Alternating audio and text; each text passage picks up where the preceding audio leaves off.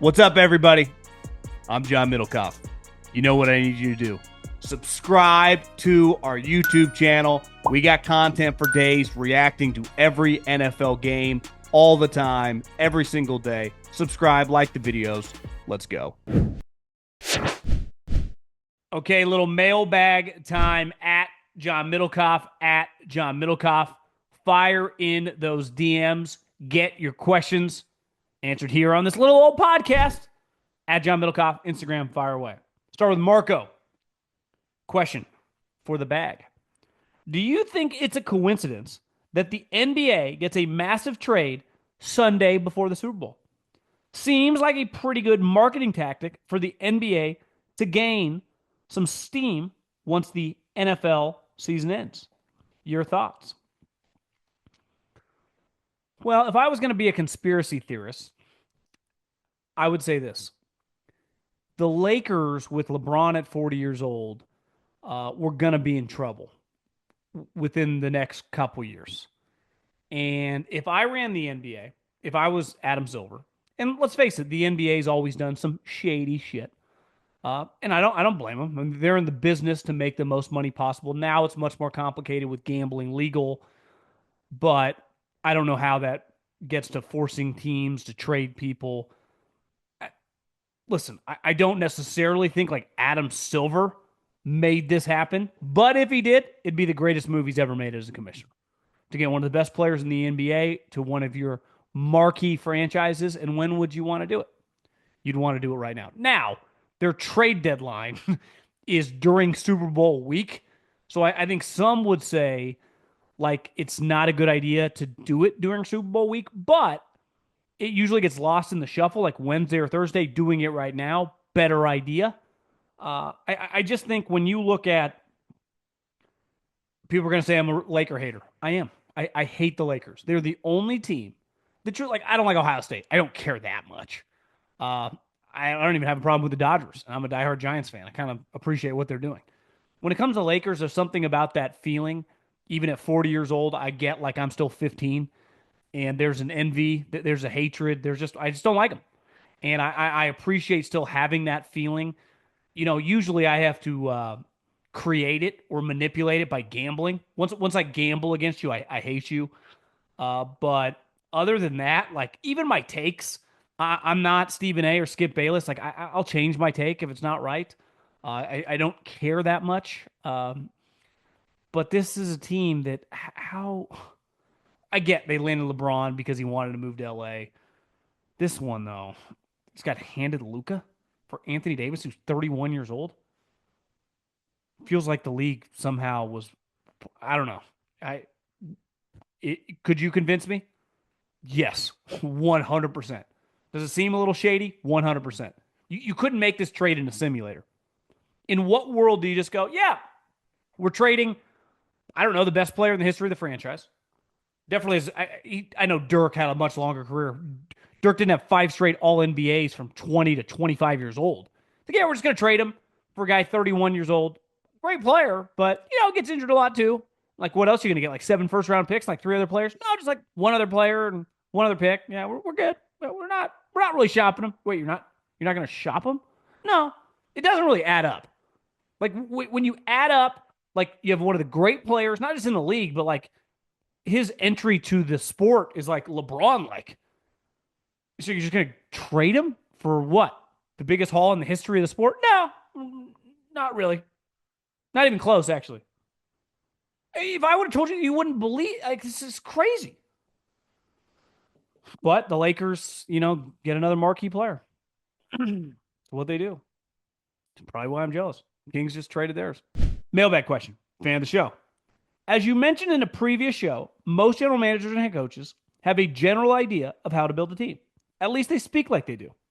If they know how to build, why do half of them not to choose to not build the teams according to that philosophy? Does a major draft bust or owner pressure the picks, negatively affecting their performance? Well, only the GMs and head coaches, I think, really know that.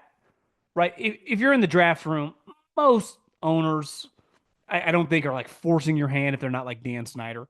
But I do think there is a lot of closed door meetings with either the owner, his president, his right hand man, the coach, and the GM. And I think there are, like, I want Travis Hunter. It's like, coach, we should take an offensive tackle here. I want Travis Hunter because let's use Travis Hunter as an example. He is a fantastic talent. I mean, he's one of the most honestly unique talents we've ever seen in the history of sports. It's like, wait, you play both ways? It's like, yeah, I'm a lead at both. I'm a lockdown corner, be the number one corner in the draft, and I'm clearly one of the best wide receivers in the draft. And I was the number one high school recruit. I'm a blue chipper who can play both ways. It's unheard of.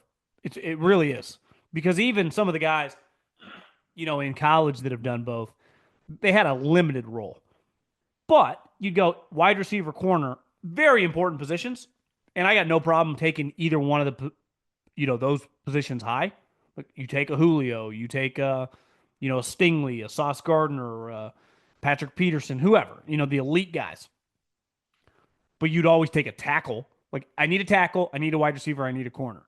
You would take the tackle before them. Yet Travis Hunter is going to go before tackles. Now, if there is not a tackle at his level, do you just take the good player? It's like no one ever apologized for drafting Dion. I'm not saying this guy's going to be Dion, but I think it's hard because you get there, you go, well, the best player on our board is Malik Neighbors, right? But we need other positions. It's like Malik Neighbors can have, I think, like a historical season. Didn't he have like 100 plus catches? And the Giants couldn't have been any worse because it doesn't really matter. And I'm not anti taking Malik Neighbors, but it's easy to say O line, D line, O line, D line, and then all these teams end up drafting corners and wide receivers. I mean, it happens all the time. It's like Austin Genty. Let's look at that. We need a good running back. When I see people like the Dallas Cowboys should take Austin Genty at 12. If I was a Cowboy fan and we took Austin Genty at 12, he's a great player. Don't get me wrong. I am pro drafting running backs. But this individual draft has great running backs. So I don't know. Take a position you need. Take a defensive lineman. Last time I checked, your defensive tackles sucked. So is Ashton Genty an immediately plug and play starter for your team? 100%. But do you have a huge need at the line of scrimmage, which I don't know is kind of more important? Use one of your second day picks on one of these running backs, and he can immediately be your starter. Like that's how you build a team. But sometimes, like Jerry's like, let's just get myself some Genty. I want Genty in the backfield with Dak. You like my Jerry? I put him back there with Dak, striking glory holes. I don't even know what my voice is, but listen, life's all about talk. It's what a lot of people do, whether you're in sales, whatever. It's easy to say whatever you want at any given moment because it sounds good. And then your feet get held to the fire. And like you said, a lot of people, change their opinion. I don't even think change their opinion. They just go, I believe in the line of scrimmage, but holy shit, I love this wide receiver. I mean, it happens all the time. It's like, okay, I'm the Chargers or the Patriots. I have a ton of money and I have a ton of needs. Should I go spend that on T. Higgins? Now, there's an argument with a young quarterback to help him out. Not that crazy. But couldn't you just find T. Higgins, I don't know, in the second round? It's like, where did you find A.J. Brown? Mike Vrabel? I'm not saying they will, but it's like, oh, we got him in the second round. Big fan of the show. Will contracts like Baker's and Darnold's cause some teams to rethink this all or nothing approach? They have to be playing an average to slightly above average quarterback like Lawrence or Tua. I would say those two guys are kind of unique. When you just look at them, Baker was the number one overall pick, and Darnold was the third overall pick. So let's look around the NFL of guys that fit their mold. Trey Lance, Zach Wilson, Justin Fields. I got no problem giving Justin Fields $5 million to be my backup. I would entertain that. Zach Wilson, I could not. I mean, I just don't know enough about. And Trey Lance, I couldn't give. I wouldn't. I wouldn't sign him to be on my team. He wouldn't be able to make my team. Maybe it's like a fourth string. I mean, I wouldn't even want him as my third quarterback. So I think those are just very, very, those are outliers. They truly are. I mean, and Baker had played well a season in Cleveland. Sam never had. Sam never had. But, went to the perfect spot, got a year to refresh with Kyle. I just don't. I guess Zach Wilson could be if he emotionally matured, but he couldn't even win the backup job this year in Denver. So, Kenny Pickett, no. Mac Jones, no. I mean, I just think you look around the NFL, you just don't really see that at all. That player. Question for the bag. Who do you feel would make the Chargers offense more effective? A quality tight end, a running back, and a wide receiver one like Higgins, or a revamped interior offensive line? Both are equally bad, and you can find clips of Herbert yelling at Bozeman frequently. Well, I think you can find a guard or center early in the draft, so in the first or second round. I don't have their salary cap situation in front of me, but I think it's pretty clear that they're going to need to add a weapon. Now, wide receivers on the open market, good ones, Higgins is going to cost a lot of money. Keenan out. I think I saw a list the other day of the wide receivers on the open market. It's not a great group. So you could draft a couple. To me, I would think long and hard about drafting a tight end and drafting a running back. I think in the first three rounds, they got to feel pretty good coming away with a skill wide receiver or tight end and a running back. Now, you can find a running back on day two. You can find a guard or center on day two. I think he would be more inclined to draft a wide receiver in the 20s than he was going to do at pick 5 with Joe Alt. Like, who knows who's sitting on the board. I also think, couldn't you go defensive line? I think one question with the Chargers is Khalil Mack is a free agent, and he's not going to retire. I would imagine they want him back, but what's the price there? And has Joey Bosa played his last snap for him? I think the Chargers have some pretty big questions.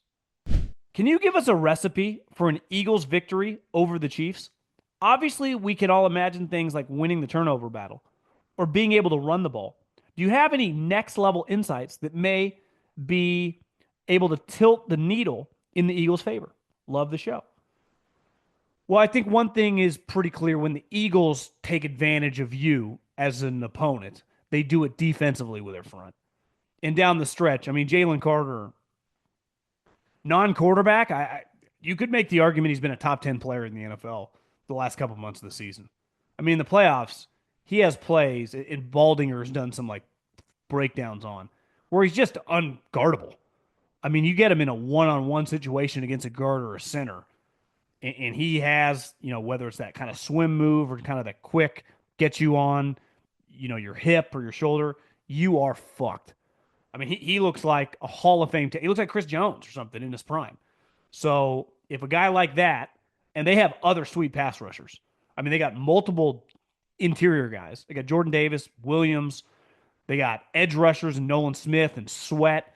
So the one thing with the Chiefs, and you noticed it in that Texans game, the front was giving them problems. Well, what did the Texans have? They got Will Anderson, who's a badass, and Daniil Hunter. Well, I'd say the Eagles, in terms of their overall unit, they're probably not as good as on the edge as those two guys, but they're not bad on the edge. And their interior with Jalen Carter. I mean, how many? Chris Jones is older now, but he's one of the great defensive tackles of his era and going to be in the Hall of Fame. I mean, that's how good this guy can be. Like, this guy can be Chris Jones. Trust me, ask 49er fans about Chris Jones. He won them the Super Bowl on that third down play in overtime when Purdy had Ayuk, but he couldn't get there in his progressions because Chris Jones was already in the backfield. Well, it's because the right side of the offensive line can't block Chris Jones.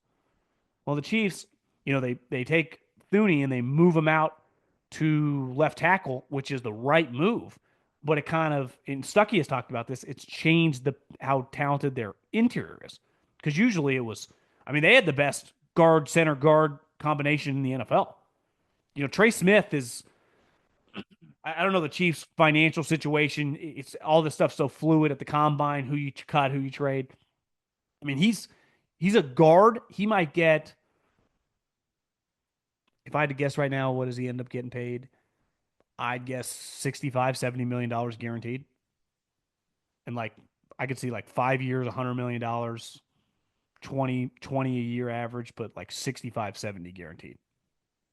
Could be even a little higher, quote unquote, average, but I think he'll have the highest guaranteed in the history of guards.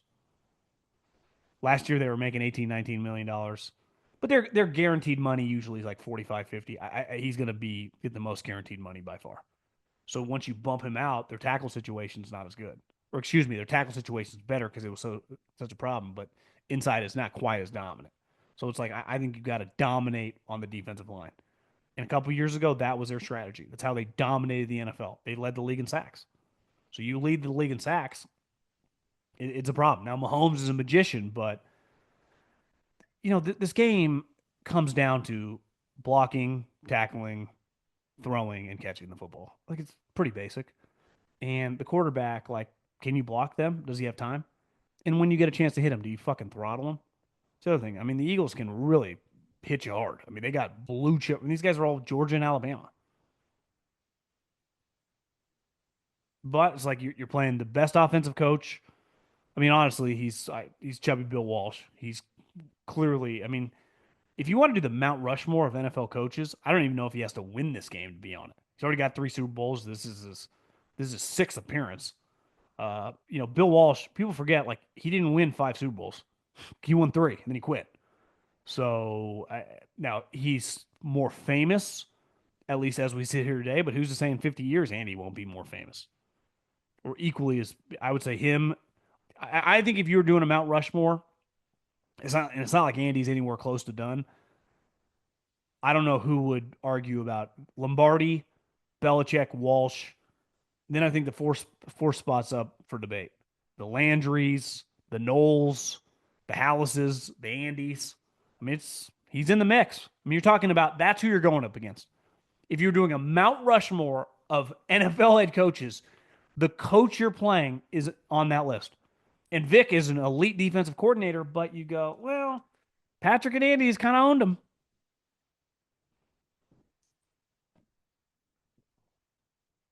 So I think that. And the other thing is like Hollywood, Xavier Worthy, the Eagles have good corners.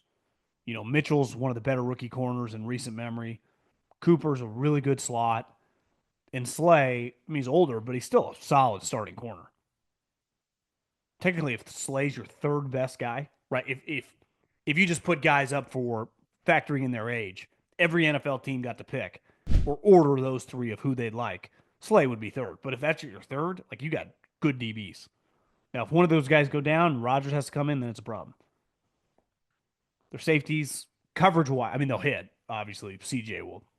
CJ bring the wood. This ain't the little itty bitty tiny bowl.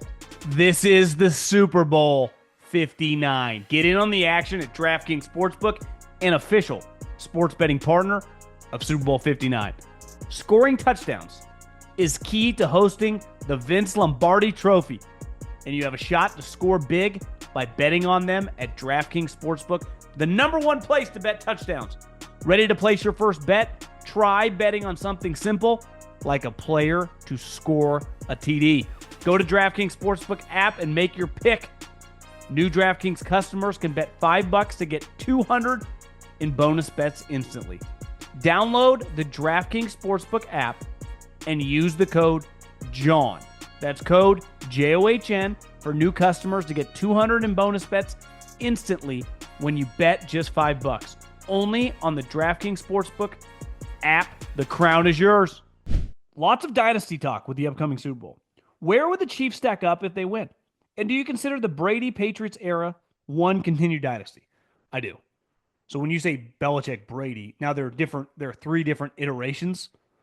There's the Brady Belichick opener, three Super Bowls. Brewski, Vrabel, Rodney Harrison, Corey Dillon, Troy Brown, kind of that group.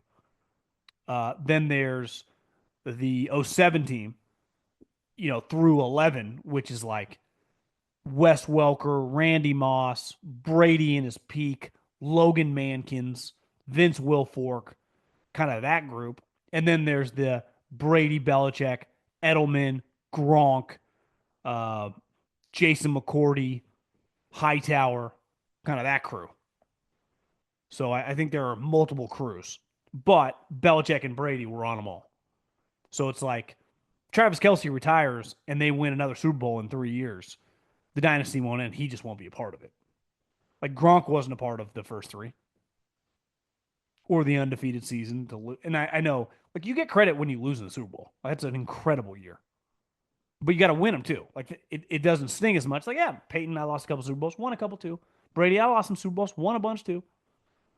That's the thing with Kyle Shanahan. It's like, yeah, I've lost couple close ones. It's like, okay, well, what about the ones you've won? Haven't won any. So yeah, one continued dynasty. Question for the pod: if Mahomes hit free agency tomorrow, how much money would he be able to net? I feel like it can get 70 plus million. He's that good, and GMs on the hot seat may pay him more. Interesting in hearing your thoughts. I mean, I don't think there's a number that would he get $500 million guaranteed. I would put Josh Allen, Joe Burrow, Lamar Jackson. I mean, if these guys hit free agency, Deshaun Watson got $230 million guaranteed. Would they get 400? The thing with all these quarterback contracts is then if you're good, you see all the money anyway. So like when you see the hollow numbers, some of these guys, these teams are going to want to get out. Let's say Trevor Lawrence, the team might want to pivot in a year or two. Like you're never pivoting on Lamar Jackson or Joe Burrow or Josh Allen or Mahomes. So like when Mahomes got 10 years, $450 million, even if they didn't mess with the contract over the years, he's still getting that. He's seeing all that money. So I just think that they make an unlimited amount of money.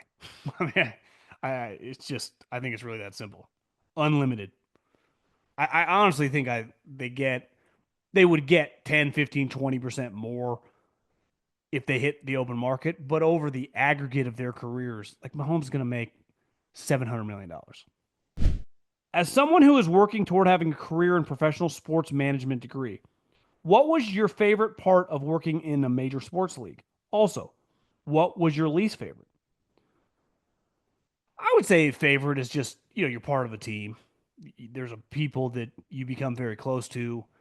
Uh, I still got very, very close friends that are on different teams now, but when you spend, especially in the office, it's just kind of a unique job where you're just spending, especially in football, a lot of hours together in the building. And it's all kind of for the same common goal. You're all just trying to help get wins, get better players, and you're all kind of part of this little team. Because in a football team, I guess basketball and baseball, you have less players, but in a football team, you don't have that many people. You have the coaching staff, you got some in-house scouts, you got the GM, you got the trainers, equipment people. Like you all know each other pretty closely. Like when I work with the Eagles, I just text Dom the other day about something. The Gilly dancing. He got Gilly to lead the team out on the NFC Championship game. You just get to know all these people because you just spend so much time around them, you know? So I think that doesn't mean every single person you liked, but for the most part, I was pretty lucky. I had a group of people that I worked with that I all like a lot. The worst part, you do just work. You could work baseball, basketball, football, hockey, golf, tennis, you name it. Like your schedule, like you ain't a 9 to 5er. It's not Monday through Friday, weekends off. It's a lot of holidays you're grinding, a lot of events you have to miss. Um, it's not a normal schedule at all. It's basically you're doing what other people do for recreation to watch at their house. So when you work for a baseball team, like Saturday night, you got a game.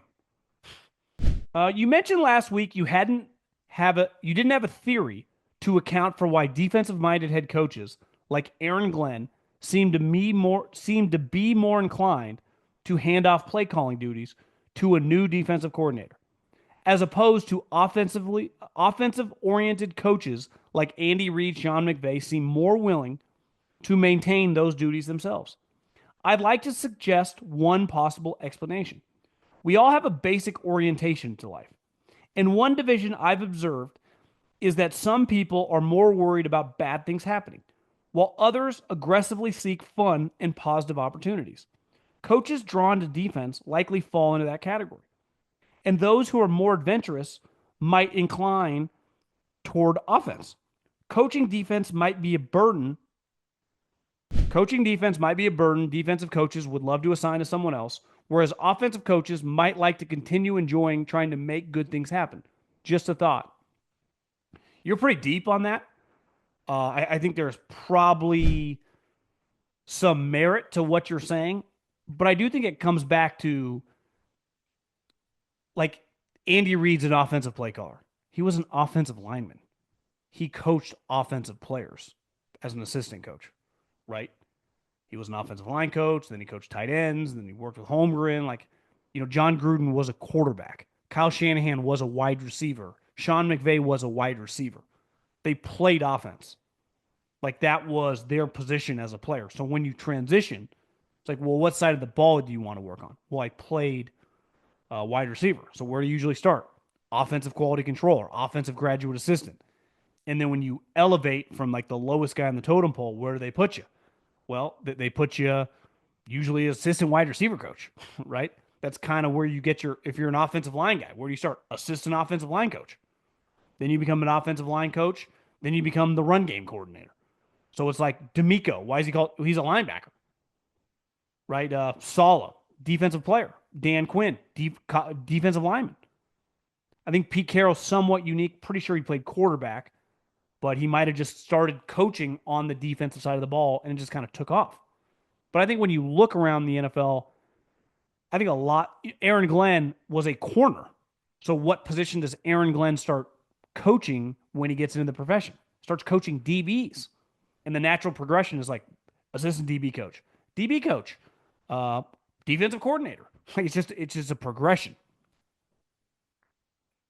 Now, I also think there is something that you are onto. There's conservative and non-conservative. Like, and that's what's kind of unique about this modern day coaching style. Like, I think Dan Quinn and Dan Campbell, if you talk to them 20 years ago, those guys would be old school, tough guys, run the ball, play defense, conservative guys. Now, when you watch them, it's go for it, go for it, go for it. So maybe they are just more open minded guys. Like you said, they are just more inclined to good things happening. Where you look at like Belichick, Saban, John Harbaugh. Now, Harbaugh's a go for it guy, but I would put the Harbaugh brothers, they just kind of bad things happening, I guess. I, I hear what you're saying. I think you're kind of onto something. I think a lot has to do with it. If you played at least in college, you just start coaching where you played. So if you were an offensive player or a defensive player, that's where you go. Like why does Kevin O'Connell call offense? Well, he's a quarterback. He played at San Diego State, got drafted. Cliff Kingsbury, quarterback. So I think it's a natural. Bruce Arians, quarterback, called offense. Todd Bowles, safety, defense. I truly believe a lot of it's that. Trying to go think of different coaches. I don't think Mike McDonald played. Trying to go around the NFL. Sirianni. I think Sirianni was a wide receiver. I think Vrabel, defensive guy, linebacker. I truly believe a lot of it's that. Maybe with scouting, I think some of that would be natural to you. Are you negative? Are you a positive guy? Are you glass half full, glass half empty guy? I think with coaching, though, it truly more where you played. Question for the mailbag. After the Chiefs won the AFC, I started hearing you and others talk about how Andy Reid is on Belichick's ass for the greatest coach of all time. This prompted me to search Andy and Bill's coaching resume, and I guess I either didn't know or just had forgotten that Bill has 2 rings as a defensive coordinator, on top of the 6 as a head coach. Seeing this led me to wonder, when evaluating Bill's and others' coaching legacies, how does success as a coordinator factor into the all-time rankings legacies, if at all? I can just speak to my kind of era of guys. I think most of the best coaches over the Belichick Andy era, let's start in like the early 90s, have been Super Bowl winning coordinators. Belichick, Super Bowl winning coordinator. Mike Shanahan, Super Bowl winning coordinator. Mike Holmgren, Super Bowl winning coordinator. Who am I missing? Andy wasn't a coordinator. He was not a coordinator, but he was one of the main assistants on a Super Bowl winning team in Green Bay. And you look at then you get to the next era. John Harbaugh was a huge part of special teams and defense on those great Eagles teams with McNabb. Mike Tomlin, Super Bowl winner as a DB coach with Tampa, I think. Did Mike Tomlin win one? And I think what you're getting at too is the correlation. Yeah, he won a Super Bowl in Tampa. He was a DB coach with John Lynch. I think the way you get put on a map as an assistant coach is typically to be part of a good team. Like Kevin O'Connell's like, oh, you just got to be connected to Kyle Shanahan or Sean McVay. Well, if those teams for the last 5 years sucked, those guys wouldn't have jobs. But McVay won a Super Bowl. Kyle went to a couple. They were in the playoffs all the time. So it's like usually you get hired. Now, just because you get hired from one of those staffs doesn't mean you're good. But like, look at all the coaches that have got hired over the last like 20 years from Belichick. Well, why Josh McDaniels, Matt Patricia, Brian Flores, Charlie Weiss, Romeo Crennel? Because they were kicking ass. I think a huge part of getting elevated and getting jobs. When I was like high school ish, like all the best teams, the guys getting head jobs were from the best defenses. And that happened for a long time up until like 5, 10 years ago. Now, this year kind of came back, but a lot of guys from the great Ravens team, it was like Marvin Lewis, Rex Ryan, Mike Nolan, uh, the Tampa team, Tomlin, their defensive line coach, Rod Marinelli. It's like so if when you're part of great teams, you become famous. It's like you could be a no-name actor and put the guy in like Wolf of Wall Street or The Godfather or whatever. You pick a random movie. If it's an all-time movie, that guy's career is probably going to change. It's probably going to have a massive change. I ended up on this YouTube about Josh Brolin. He was being interviewed by Graham. I always mess up the guy's last name, but he just interviews like famous people, athletes, actors. And Josh was a child actor. I didn't know that well before my time. And he said, like, for 20 years, my career sucked. Nothing happened in my career. And then he got No Country for Old Men, which I actually watched after watching that interview. It was a clip from the interview. And I ended up watching more clips because I was like, I love this guy, Josh Brolin. Love Sicario. But I haven't seen Dune, but I bet it's I wasn't gonna watch it, not my style of movie, but knowing he started talking about it, I'm like, yeah, I'd probably check this out. But he's like, No Country Old Men changed my life. Like I've always been kind of picky at movies. He's like, I was turning down movies that I had no business turning down with money. My options completely changed. It's not like I changed as an actor. I was always been the same guy. It's just like there are a lot of really good coaches that are on shitty teams. You know, like if that guy got the opportunity to be at Ohio State, to be at Texas, to work for Andy Reid, like he'd become a star. But maybe he's just on the Panthers or at Texas Tech. It's not his fault. He just doesn't know those guys. He just got hired. He's just kind of there. And in life, no different in coaching. Sometimes you need a big break. Like Andy Reid getting on Holmgren staff and John Gruden getting on Holmgren staff and Mariucci getting on Holmgren staff changed their lives. I'm sure all three of them would be the first people to tell you that. Brett Favre changed their life. Changed their life. Tom Brady changed a ton of people's lives. Peyton Manning changed a ton of Aaron Rodgers, ton of people's lives. Even if they failed, like McAdoo made a lot of money because of Aaron Rodgers. Joe Philbin, a lot of money because of Aaron Rodgers. Like these guys, Nate Hackett. So it's great coaches are usually associated, assistant coaches, with a great player, a great head coach, and they usually go hand in hand. Bill Walsh, Joe Montana, Belichick, Brady, Andy Reid, Mahomes, Phil Jackson, Michael Jordan. You put Phil Jackson with like fucking James Harden, he ain't Phil Jackson. Name for your fans. People want me to have a name for my fans. So I like where the one guy was going with the fourth downers, but it's kind of an awkward name. How about the punting unit? What happens when you go 3 and out? Send in the punting unit. I think the key to a name, and I'm this is growing on me. It has to almost be. It can't be three words. It can't be like the XY, right? Or I think it basically has to be like a couple syllables. Ideally, one word. I was thinking like the practice squad, but the Middlekauff squad, Koff squad. I'm not great at this stuff, um, but I think we're kind of getting down the right path. The punting unit, I appreciate the idea. It's actually a good idea, and the logic behind the idea, I like it. I just think here comes the punting unit. It doesn't quite work.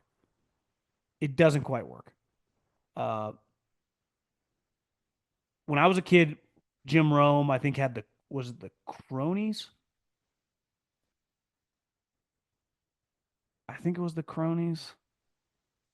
Jim Rome. Uh, maybe yeah. What is Jim Rome's fans called? The clones. The clones. I was close. The clones. That was good.